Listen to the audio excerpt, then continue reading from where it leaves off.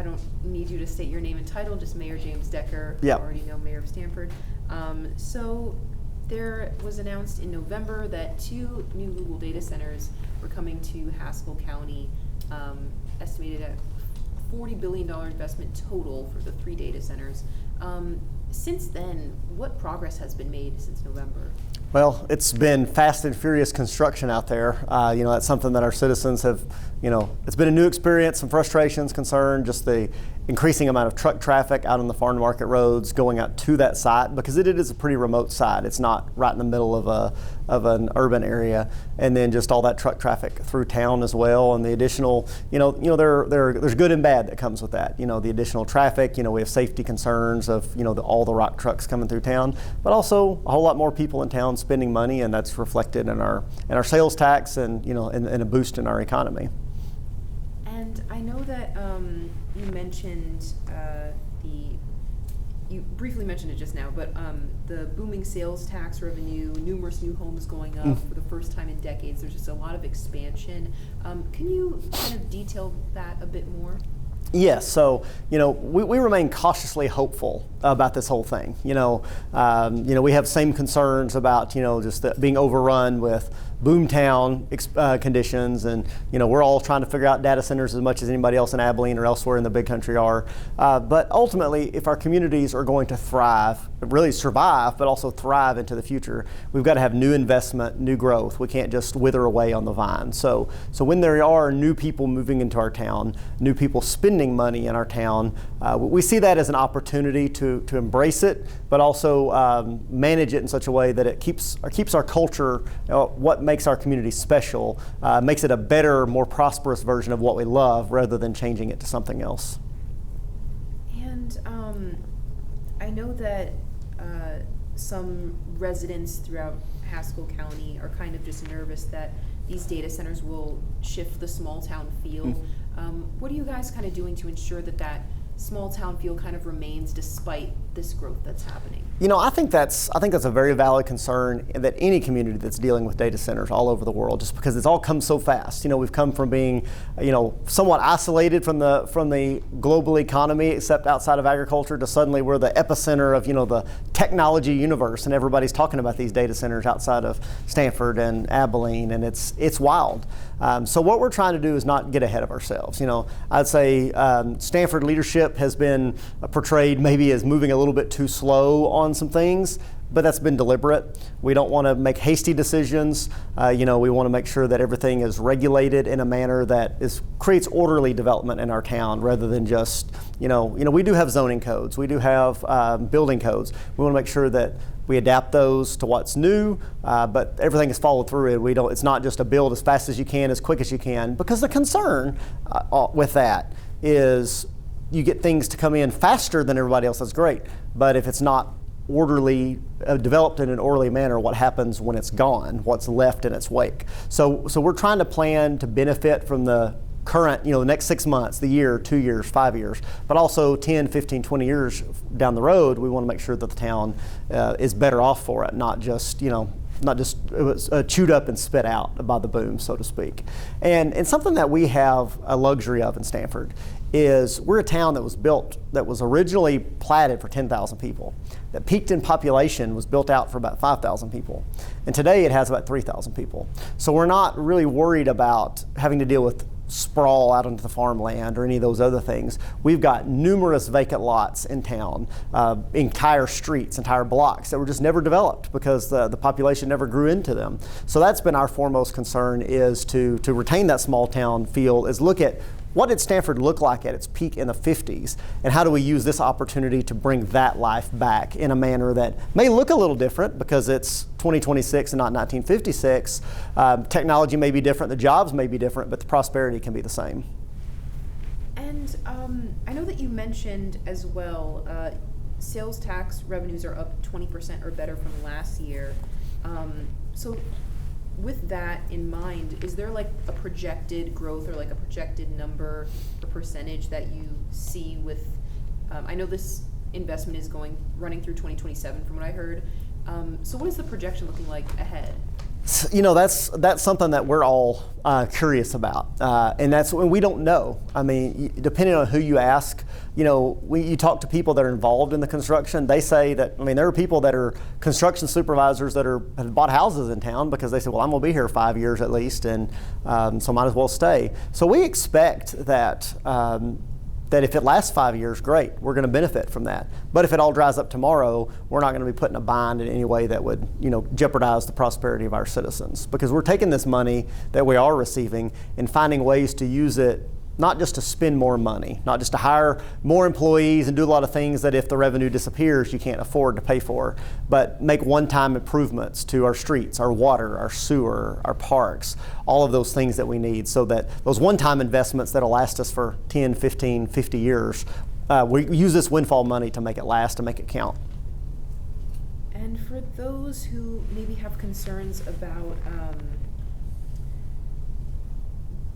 the pretty much just longtime residents concerned about being priced out as far as housing costs, rising housing costs, and then water concerns.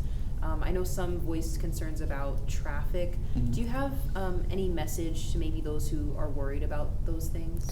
I think those are all very fair concerns, and just to tackle them kind of in turn. On housing, Stamford has had a housing shortage for good quality, affordable housing for a long time. It's the middle is the part that's missing. There's the rent houses, and there's houses that just, are in an older state that need rehabbed, and there's nicer houses. So trying to build that middle inventory has been the, ever since before Google knew where Stamford was, that's been a concern here. So like I said, we've got folks that are building houses. We've got multiple houses under construction on undeveloped lots in town. To my knowledge, it's the first time we've had multiple houses being built in the city limits at the same time since the 80s. But we just recently did some rezoning in an area of town that we had cleaned up houses and torn them down to build some triplexes. So they will be, rentals for multiple families. I've got some other guys that are currently buying lots to build some with the goal of building starter homes and single family homes. So really, rising rents are a problem all across the area. We understand that. There are people that have bought houses here that are working on Stargate in Abilene because they couldn't find an affordable house in Abilene, but they could find something more affordable here. So we see it as a supply. That supply is the answer. If we can get more houses into the inventory and get them sold, then that will breed more. And then there are folks that are looking at rehabbing abandoned houses and flipping, houses that may have sat vacant for a while and put those on the market too. So it's very much a supply concern. I think that's the best way we can handle it because we need those regardless. To the water concern, I think, we're in West Texas. Water, we live in a semi-arid climate. Water should always be a foremost concern. And I have general concerns statewide, nationwide on the data center rush? Are we thinking through the water concerns? Because there are multiple types of data center cooling. There's the air cooled, there's the closed loop water cooling, and then there's the evaporative cooling. I have said and told you before when you were here last time that if it had been an evaporative cooling, just an open loop cooling system, we never would have been willing to talk to Google. And I think that's incumbent on our state and national leaders to push the data center development to the closed loop cooling, to the air cooled, for something that is sustainable that we can manage long term. And you talk to some of these companies and they're moving towards that as well. So as we're looking at dealing with Google, the number they propose to us to buy water, mostly for office and warehouse purposes, is a number that's well within the number that the city of Stamford sold for decades to the city of Hamlin and to WTU when their power plant was open, when we're only selling a fraction of the water that we sold in those days. And that was when Stamford was larger and Stamford was using more water. So it's well within our capacity.